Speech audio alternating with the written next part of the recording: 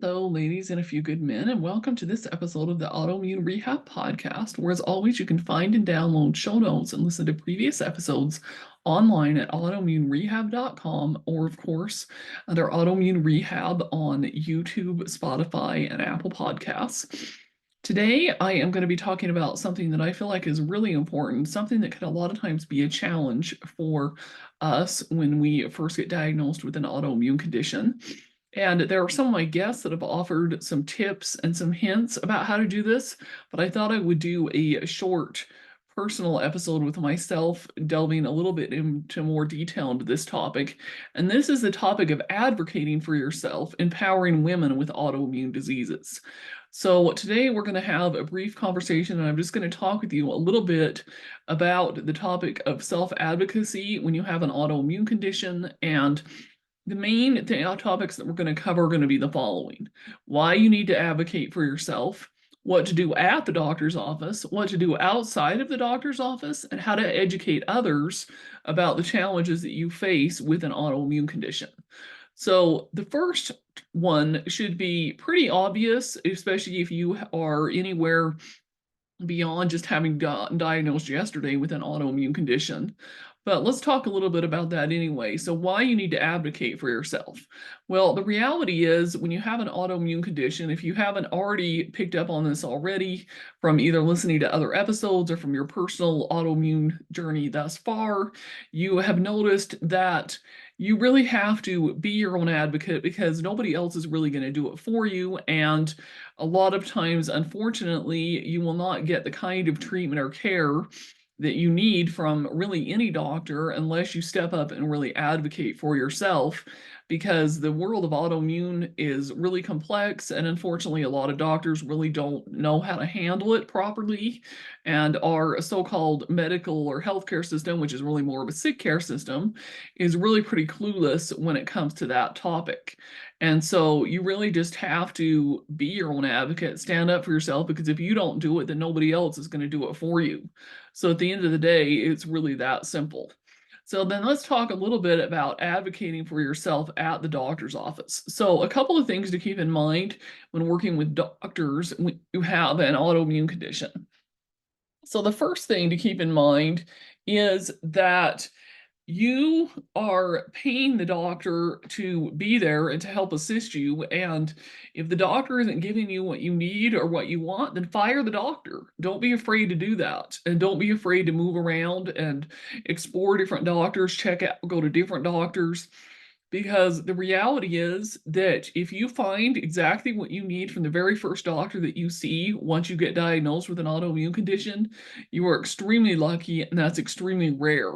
And this is something else that I hear repeatedly over and over with a lot of my guests, and this has been my personal experience. A little bit about my experience in that area. One of the first doctors that I tried to suggest to that I should get tested for a thyroid issue just kind of laughed in my face and just said, "Well, what makes you think you have that?" Kind of like, what makes you think that that's a problem? And at that time, as I've shared before in some areas, I had an acupuncturist who was telling me I had thyroid issues, and I didn't really want to confess that to the medical doctor because I thought she might think I was a little crazy.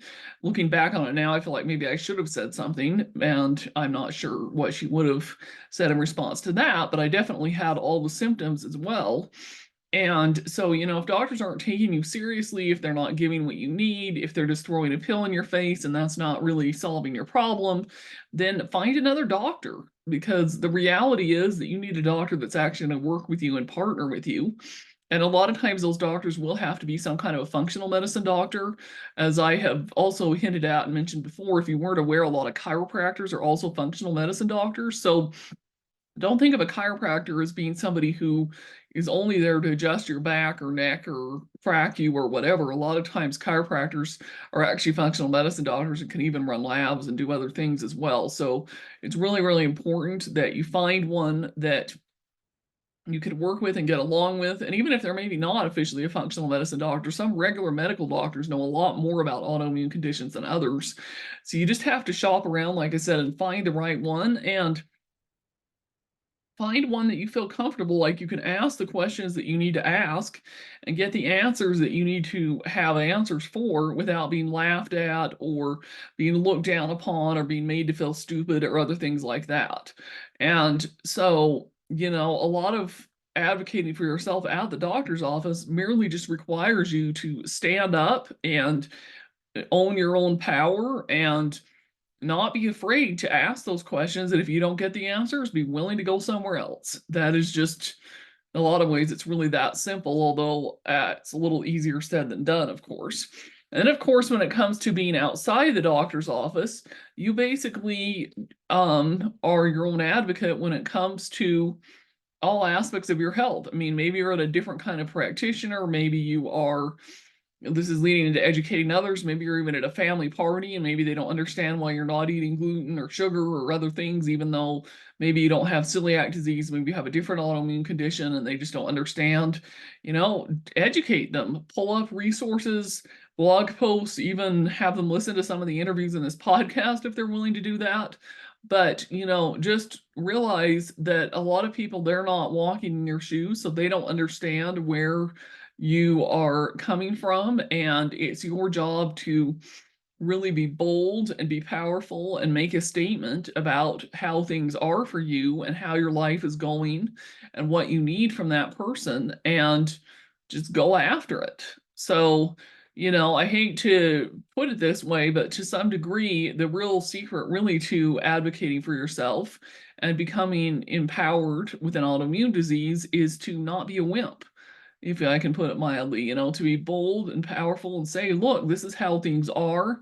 This is why I need to eat this that way. This is what happens if I don't eat this way. This is, what's going on. These are my symptoms. This is what I'm trying to do to fix it. And I need your help and your support and your accountability. And I don't need you sneering at me or laughing at me or telling me that it's dumb or that you don't think that it's necessary for me to follow such a diet, because the reality is that you're not walking in my shoes and you're not me. So, at the end of the day, I realize this is a shorter episode, but hopefully some of these tips can help you. And if you need some additional personal one-on-one help, please reach out to me. I will include the link with the podcast episode for us to have a one-on-one conversation. But basically, you're just going to go to meet.analarabrown.com, and that has my calendar, and we can have a free call conversation, and I can help give you some additional hints and tips. And take care, and I look forward to hearing from you.